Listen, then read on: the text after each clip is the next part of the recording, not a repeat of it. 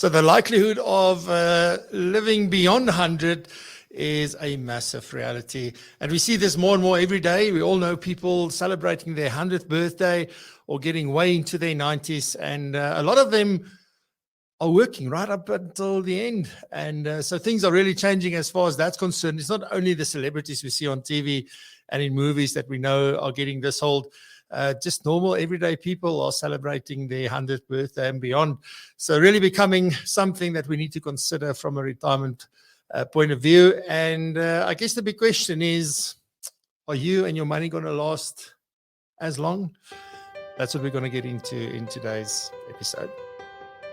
This is PROpulsion, the podcast for forward-thinking and driven and ambitious financial planning professionals. It is the catalyst to the exponential growth of your financial planning practice, your business, or your franchise. This is where professionals come in order to learn about the latest technology, to learn about best practice when it comes to running and managing their business, as well as marketing, sales, relationship building, the best and most valuable interviews with local and international guests, and a whole host of other things. Without any further ado, here is your host, Francois du Toit. Hi, morning, Francois. Morning to all the participants this morning. Good stuff. Welcome. Very nice to see you. And like people were talking before the show a little bit about, is it gold? Is it not gold? And then for us from the Free State, this is not gold. So I don't know. Where do you find yourself, Wynand?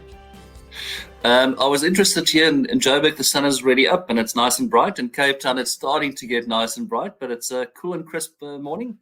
But Saturday and Sunday looks like nice and bright. So we're going out surfing with the kids over the weekend. Oh, wow. That sounds amazing. Wynand, as I said, warm welcome. Really excited to be chatting to you today. There's a couple of things I want to get into, but just maybe briefly before we get into it, just a brief intro on who you are, where you work, and what you mainly do on a daily basis before we get into the discussion. Okay, thanks, Francois. So I work for GMI Investments. That's Great H. Mahuria Investments. Older colleagues of mine from Old Mutual that started a wealth management business about 14 years back. And that's part of my shift out of the corporate career. So I spent most of my career, sort of 20 years in the corporate side. And then Craig and Kagiso has been chatting to me for a while to joining and setting up a Cape Town office. So I oversee the Cape Town office. I do wealth planning in Cape Town. So my primary priorities is wealth and retirement planning. Lekker. Cool stuff. And there's no better place, I assume, to do it than in Cape Town. So really blessed to be able to do that. Let's talk a little bit about your journey. Interesting. I did not know that you were with Old Mutual specifically. I know you were in corporate, but I didn't know which corporate. So keen to sort of how did you get into the industry? That's always the interesting part for me to find out, how did it happen that Wynand got into financial planning? That's quite an interesting question, Francois. It's one of those things that kind of happened more by chance than by intent, if anything else. So after I finished my studies, I ended up doing a few things. I sold anything from advertising to industrial printers over the telephone. So if you want a tough sales job, try and selling industrial printers over the telephone. And my uncle was actually in financial planning. So he headed up a region up in sort of northwest as we know it now. And he always kind of knocked my door and saying, listen, Wynand, I think you need to try financial planning. I went for an interview, and I think the guy might have been a bit intimidated and sent me as far off as he can. So he sent me from Joburg all the way up to Potch and Klerksdorp. I sort of said to myself in Potch, listen, great, but I'm going to be there for a year. After a year, they kind of moved me to Klerksdorp to start sort of grinding at the edges. And I kind of said to myself, I'll be there for a year. And I ended up sort of 2 years later back in Joburg, particularly on the investment side, which was my sort of area of focus and passion. And I finished that time. I don't think many people online have done ILPA. So in 2000, I finished my ILPA. So bright and early on, and obviously sort of continued from there. Nice. It's always also interesting because a lot of people start off and you are taught the product, that's sort of the baseline where most people would start.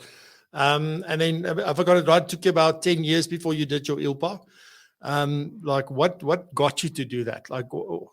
What led you to that decision? Was there some insight of realization or something that happened and that you went I've got to go do this? What got you to that point? I think it must have been the interest into the industry itself. So as I started, so I sort of landed in the industry by chance. But then from very early on, I had quite a bit of a passion, particularly for the investment side. At the time I was doing ILPA, I was still doing other studies as well. So it's kind of doing 2 courses at the time. But I think probably an early realization of the importance of and wanting to find out, so that's kind of what led me to the ILPA, and after that advanced CFP and a few other things, is wanting to understand. And oddly, I think, after 25 years or so in corporate, when I moved into practicing into wealth planning, that also led me to the book eventually. After being 25 years on the opposite side of advisors, I again looked for an opportunity to deepen my understanding and deepen my insight. And there's probably no better way than putting pen to paper and putting your thoughts on it. So that was also part of a process in getting into writing something. Yeah. And then, I mean, after a good career in corporate, like, what got you out of that? Like, what drove the decision, apart from people, obviously, because everything in this industry, it seems like people bug you until you either get in or you move, or like, there's something, usually there's people involved. I, by the way, was lured into the financial planning services with a company car, a cell phone, and an entertainment allowance. So that's how I ended up here as a broker consultant. But, I never ever thought that I would work here. And then, I mean, there's been a whole host of things that happened since then. And, I mean, what was it for you to get you out of corporate? Like, why did you make that move? It's one of those things. It's always been my intent to move into the financial planning space. And eventually I started saying to myself, in the story of a life 200, what is your next chapter look like? And getting close to turning 50, I said, if I do want to make a change into the practicing side of, it's probably due time. It's 15 plus years left. And part of my journey, and I think it's part of that, as we say to our clients, you've got to think and plan for your own journey. So I personally don't see myself, like many examples I have in the book, I can't see myself sitting down at 65. And the reality is, in a corporate life, you're not going to be continuing to working after 65. So part of my planning was always to say, listen, if I do want to fulfill my own aspirations and my life chapters, how do I best do that? And a part of that was the journey to then move from corporate into financial planning, wealth management. And a part of that planning is also my journey to say, what does the next chapter look like? What does the chapter look like after 65? And certainly after 65, I see myself continuing doing stuff, servicing my clients, maybe not from here, maybe from a little quiet place up the West Coast. So that part's really sorted as part of the journey. So it was part of a plan and a chapter. Nice. And I mean, was it a big... And I had Say again? Sorry, and I had the great opportunity to work with Kagiso and Craig, which I've known for many years, and they've been wanting to get the Cape Town office up and running. Yeah, awesome. And then, I mean, was it a big adjustment for you moving out of that space into the independent space and sort of, setting up the office and having to run all of that? Like, has it been a big adjustment, and how did you manage to adjust? Yeah, I think it is a very big adjustment going from a corporate to a very small wealth planning growing business. And most importantly, part of that's probably, again, having a plan as to how that first 6 or 12 months look like. So I think it would have been really difficult to set up something myself. And that's probably part of the journey why I joined people with which a like-minded mindset, with a existing practice and plan. And the first kind of 12 to 24 months were really difficult, to get everything set up and going. But as part of the strategy and the plan, after that, we started building regular networks, regular pipelines, and it really started going from there. So I think the transition is difficult. What makes it easier is either, if you're doing it yourself, to have a very clear plan as to how you're going to do it, or if you're joining people with like-minded attitudes, to have a plan and a strategy for the first 1 to 2 years to how to get up and how to build and grow. Yeah, and it's just that perseverance, right? And I think if you have that clear plan and vision, then it does make it easier. It's just you just need to do what you need to do every single day and focus on the right things. I think that's quite important. Is there something that stands out as having been a big challenge in this regard, or like, has it been plain sailing up until now? I think the challenges are probably always twofold. One of the key challenges is always people and getting the right people on board. So part of building the Cape Town office was also getting the right people to start building and growing. And I think most people find that always difficult, and it's you can do as many interviews and referrals as you wish, but eventually there is a bit of trial and error. So getting the people side right is always a challenge, and I don't think there's any magic wand for that. Even if you do everything right, there's a bit of trial and error. I do think one of the key learnings to that side is, if it's not going to work, is to act as soon as possible, rather than waiting. So I think that's important. And I think the other key and big learnings is understanding the markets you're operating in, understanding your own strengths, and then adapting your strategy to work towards that. So you've got to work in the areas that you're passionate about. And if there's other areas in the business that other people are more passionate about, to get the right people focusing on the right areas, and then they're particularly client target markets. So you've got to work in a market that firstly you're passionate about and that you enjoy. And if there's areas that other people are passionate about, let them focus on that and let them grow those areas. Yeah. So you alluded a little bit earlier to the fact that you've got a plan for, going to 100, and you're not planning to stop at 65, and you may want to make some lifestyle changes, but definitely not stopping. Was that the catalyst for you to write this book? Because I think many of us do want to write a book and we just never get there. So I'll get into the process of writing the book and what that was like. But I mean, what got you to write a book on 200 and beyond? Because I think it's a brilliant title. I love the cover of the book.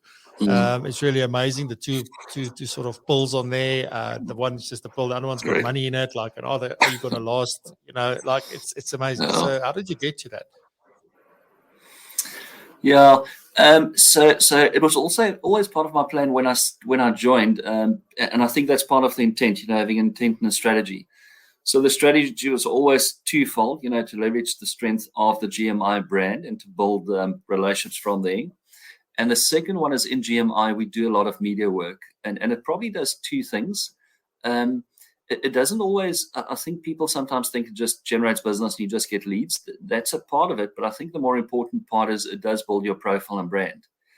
So from starting on early, I did write regular articles, got it out to the media, and got some decent coverage from that. So that was the start of starting to write. And importantly, particularly if you're working up in the high net worth affluent space, I can see when I get to clients, they've done their research. They've been on the web, they've read an article, and already you've got some credibility even before the conversation starts. So that definitely works. The intent to write a book is maybe a bit of in the family. So the whole family is the media side. My dad used to be in the media all his life. My brother's in the media. He's actually teaching in university on media and evolution in media. So there's maybe a bit of writing blood in the media, a bit of writing blood in the family. Not everybody has that, but it's a bit of a passion to write. I also you never get the chance. So again, maybe a bit of luck. When COVID hard lockdown hit, we went to a little space in the West Coast, and the kids were chased off the beach by the police, so you couldn't do anything. I took the dining room table, I set it up in a bedroom, and I physically started writing the chapters. Sort of listed and saying what I think it looks like, and I started writing and finished it basically in that time in lockdown. And the topic, maybe back to your question, it's always been an area of interest. Is the fact that people are living longer. So even in my presentations before that, we regularly do presentations. It's something very real that on a daily basis we're seeing people are living longer. And I think it's still an underestimated reality that people are not getting to grips with. Most people don't believe it, but if you look at what's happening around you, both the hard data and the just evidence. It's reality. So that kind of triggered me to focus on 200. Yeah. And let's get a little bit into the book. The book is available at the moment. It's been launched a while back, and we'll get to where people can get hold of it. But I want to sort of hear from you. I've made a few notes that I want to talk about specifically. But from your point of view, what are some of the key messages in the book? Like, what were some of the key things that you felt like I have to get this across because it's absolutely crucial? Like what are some of those? The key initial part is probably just helping people understand the reality that longevity is increasing. So if you look at the data and if you look at the numbers, 1950 people lived up to 45 was the life expectancy. If you look kind of 70 years later, life expectancy increased to 65. So over a period of 70 years, life expectancy is increased by almost 25 years. So I think that starts to just raise the point to people and saying there's a massive shift in longevity, and have I thought about this? Then I'll also provide some practical examples, just in saying if you're a male, female, how long are you expected to live? And if you're a couple, it sort of brings the point home and saying most people are going to live up to 90 or so. So there's lots of data reinforcing the point and saying people are living longer, and I bring that across in different ways. And also very practical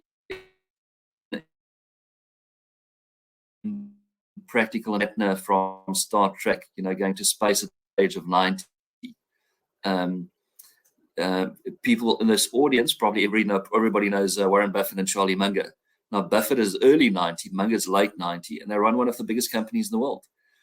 So if you think about it, these guys can retire. They've got all the means to retire.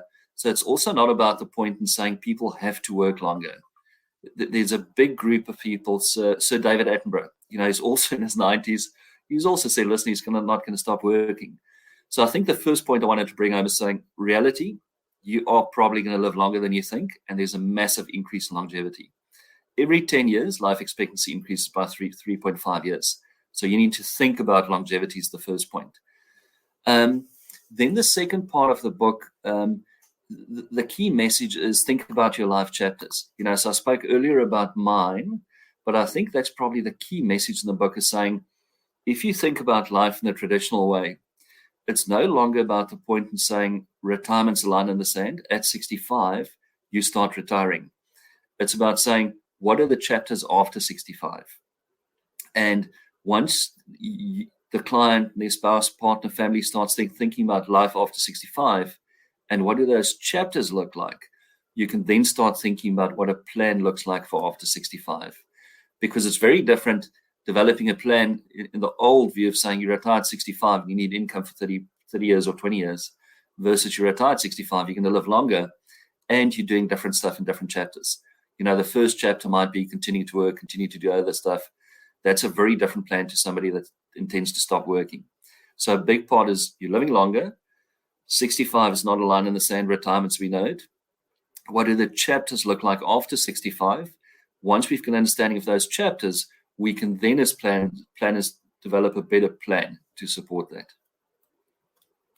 And just interesting, back to Sir David Attenborough, like it was interesting to say, like I think he said, like if I was doing a specific job, like the shuffling coal or something like that, then I would stop at 65.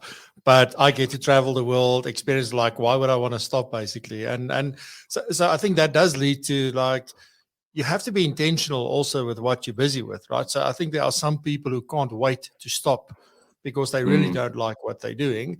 But does that mean when I get to 65 that now I don't have any options anymore? Like now that's it. I chose for 40 years to do this one thing that I really didn't like, but it paid the bills, got my kids through university, et cetera, et cetera. And then they can't see that they have another chance or another career in them at 65. Like, do you have any of those kind of conversations with people? Yeah, I think the point you make, Frans, was very important. It's back to that point which we know is, there's no single answer for everybody. So I've got a combination of people with different life chapters, So just thinking back about a meeting yesterday, it was with a retiree sitting just before retirement, and her scenario is yours. It's the one you just mentioned. It's kind of someone who's done something for the last 30 years, but she clearly realizes that after retirement, she's forced to do something else. So in her scenario, it's about developing the other skills, the other things, and she's got many potential other plans we can work on, but that's her position's more forced by not being in the financial position to do it, versus other people, many clients who at 65 or way before have a different view, just saying, I don't want to stop. Either I'm going to continue doing stuff in my current field of work, consulting, or doing something similar to what I have done, or doing something completely different in a different field of work. So yes, I think most importantly, there's no one answer. Some people continue because they have to, and it's important to assist and guide them, or with other strategies one can. But increasingly, people I deal with in the retirement space, many of them want to continue doing some stuff, be it on a more permanent or less permanent basis. But it's because they just don't want to stop at 65. What do you do for the next 20 to 30 years if you start thinking about that? Can you really retire for 25 or 30 years? Many people are in that space. And what do I do for that next 20, 25, 30 years? And I think there's loads of people that they had this plan, and then they get there and then they retire, and then 2 months later, it's not what they thought retirement is, and they would rather go and start doing something again as well.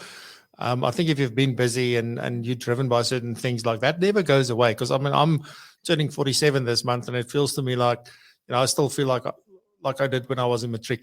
So there's no difference on the inside. The outside is a different story to tell, but the rest of it is, and I think once you get there, I don't know if the expectation is that you'll feel old and you'll feel, sort of tired and stuff. But I think when you get there, you realize it's nothing different from the day before you retired. It's exactly the same thing. And I know there was research done where they showed that people, if they showed a picture of you like that was sort of through artificial intelligence, they've aged you in that picture. People that they showed that picture to of themselves started putting away more money towards retirement than people who didn't have that. So my question is, if we are battling to just think about retirement at 65, how do we go about reimagining, a life where I will live until 100? I mean, there's loads of people that think about that if they make it to 80, it'll be fantastic. They don't even consider that they'll possibly get to 100. So how do we help clients to start to reimagine a life where if you're 50, well, you're only halfway now. I mean, that's fantastic news. But how do we help them? I think a big part of that, you say, is helping them reimagine and thinking about what happens after 55 or 65, or whatever that number is. And I think it's having discussions on those multiple chapters of life, because I think people naturally understand that they're going through different chapters. They've been at school, they study, they might have kids, they're starting a professional career. So naturally, they're used to these chapters, but they're not being challenged on what do the chapters look like after the traditional view of retirement. So I think helping them to reimagine retirement, a big part of that's having the discussions on how do they see their chapters evolving. And given how they see that, then one can start going back and saying, how do we latch financial objectives to those particular chapters? Because it's very difficult to say, you're going to retire at 65, let's develop a plan for that, versus saying, what does it look like? After 65, what are you going to be doing? Okay, I'm going to be traveling for the first 5 years. Then I might come back, might do a bit of consulting. I might be moving between 2 properties, and then I eventually want to sell 1 property. And the family's got a bit of health history, so I do see myself maybe later on I need to go to a retirement home. But if you start unpacking what that looks like, it's a lot easier to then go back, because you say the financial numbers are people just don't get to grips with it. Then you can say, fine, understanding your different chapters, what are the financial needs in those chapters, and what is the income flows either that you have or need in those different chapters, and how do we build a balance sheet for it? So I think reimagining is about them thinking about what happens after the 55 or 65, whatever their traditional retirement date is. And as we know, that's the big challenge. Most people I chat with don't think enough about what happens after that. So by challenging them on that and having discussions on those chapters, you can then bring the financial planning to support those chapters, which is a lot easier. So how important would it be for someone that, let's just say that they're employed and their plan is to stay employed until the normal retirement date or age, whatever. And then after that, they imagine a life where do a bit of traveling, do a bit of consulting, do a bit of this, do a bit of that. How important would it be for someone, because it would depend on obviously where in the business or the corporate or whatever you worked, but how important would entrepreneurial skills and business management skills be for them to sort of start learning that before the time? Because it's quite a different thing, working for a salary, do the job that you do, and then, you go and consult. And I mean, that becomes a business, right? I think you're absolutely spot on, Francois, but I think one also has to differentiate in saying not everybody's an entrepreneur, not everybody's going to become an entrepreneur. So one also has to be careful to help people along their skill set, their natural inclinations. So I've got many medical professionals that worked in the corporate or, they worked for someone in their life. They never have been an entrepreneur. To try and push them to now suddenly be an entrepreneur might not be the right thing to do. So it's probably back to the conversation. The more important conversation is, what are the opportunities they see after 65 and how can they leverage that? And often that might be consulting, acting as a locum, acting as a stand-in, which is different to becoming an entrepreneur. There's a smaller set of people that will say that at 65, they might have already had a side hustle. They might have done a few things. So I think the entrepreneur by 65 would have already developed a few skills already and done one or two things on the side. For them, it's probably the opportunity to then say, fine, take that to the next level. But I think one needs to be careful to say you have to become an entrepreneur after 65. You're quite correct. A consultant is an entrepreneur, but it's very different from setting up a franchise and putting all your money into a franchise. Sure. So it's what is their natural skill and where do they see opportunities beyond 65? And once people open their thinking to that, they normally come up with a few ideas versus pushing them to now, invest everything into a franchise, which might not be their natural skill set. Yeah. And if we think about, the way we've been planning for retirement or helping clients plan for retirement, there's certain principles that underlie that. But we typically went, possibly, even your planning tools are defaulting to 83 next for a male and 85 next for a female, et cetera, et cetera. Yep. So, are the principles that we apply if we want to plan to 100 and beyond, do those principles remain the same? It's only the term that differs, or are there some additional principles, or are some of the principles, have they changed if we want to plan for 100 and beyond? I think, many of the tried and tested principles are probably correct. I think the key thing to test is often assumptions and how you look at planning. So let's just go back to key assumption. If you're retiring at 65, you're living for 20, 30 years, that's long term. Long term, you need to take appropriate risk versus de-risking. So the principle of if you're investing for long term, you need appropriate risk remains right. You need to apply that to a longer time frame of thinking at retirement. I think so there's two key issues, but let me maybe just highlight two. The one is you're absolutely right on the planning tools. If you pull out a planning tool, it says to you 81, one or two is now kind of saying into the 90s. But as a premise, when I'm dealing with older clients, I'm saying you have to plan up to 90. The probability of a couple or one of you living into your 90s is 25%, so you have to think about 90. So that's very important. If you're dealing with a younger couple, because of the continued increase in longevity, a couple in 40 should plan to 100 because of this continued increase in longevity. So I think you have to challenge those assumptions. The second part where planning tools, most of what I've seen is relatively weak, is accounting for tax appropriately after retirement. So most of the planning tools plans for tax before retirement. Use your RA contributions, get the maximum tax benefit before retirement. But that creates problems after retirement. So I think where you need to think carefully is about the assumptions and appropriate tax planning after retirement. If you have a client with 10 million rand in assets and all of it is from a pension fund, he can get significantly less income than a client with 10 million, half pension, half discretionary because of tax. And that's the one area maybe where principally, I think we're still thinking inappropriately about planning for tax after retirement. And our tools, most of them don't appropriately allow for that. One or two does, but I think in that area, we need to challenge principles and assumptions. And just a note, I see Carol's note on the, and I think she's spot on, is the younger generation actually get this.